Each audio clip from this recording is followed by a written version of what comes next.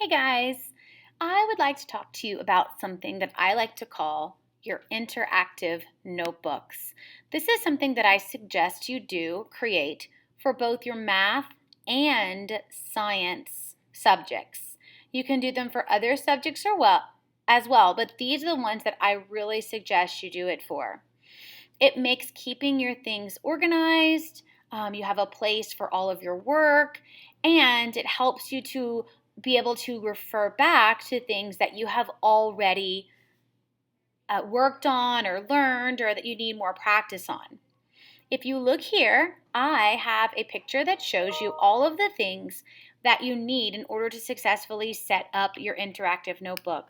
First of all, you will need a composition journal. These work best because the pages don't fall out of them.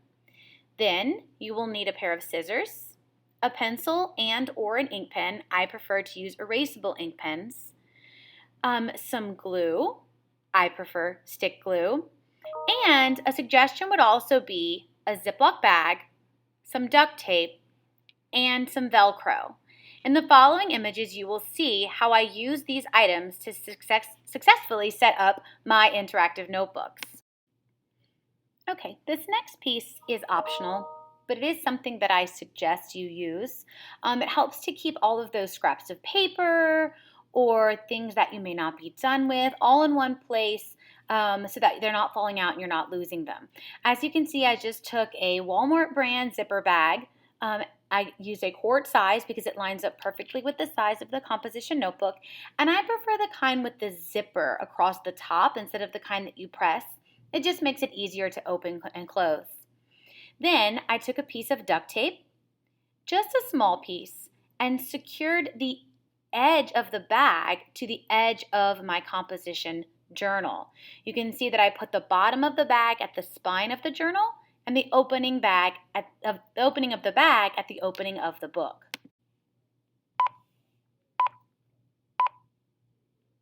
Okay, this next part is optional as well, but it's another thing that I do suggest you do.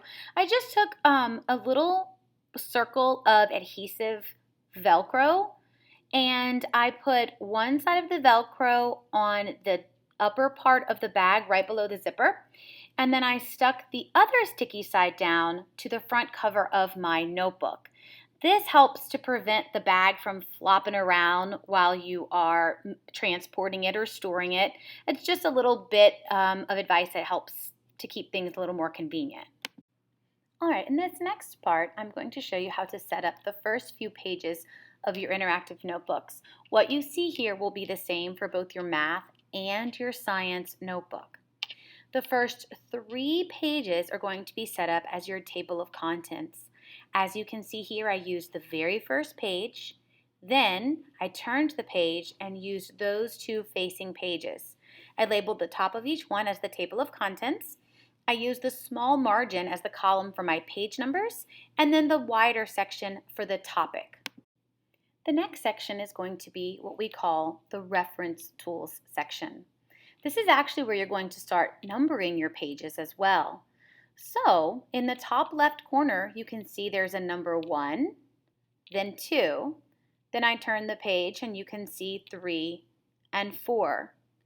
I would like for you to have 4 full pages for your reference tools.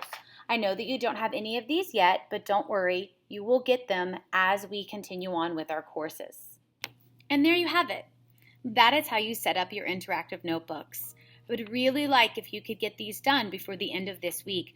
That way when we really dive deep into our lessons, you've got a place to keep track of all of your materials. I will try really hard to remind you at each activity to add your notes and your activities into those journals. And it'll be, again, a source that you can refer back to. It'll really help you out for when you come back to school too. That way you've already got all the material that you learned while you were at home learning virtually.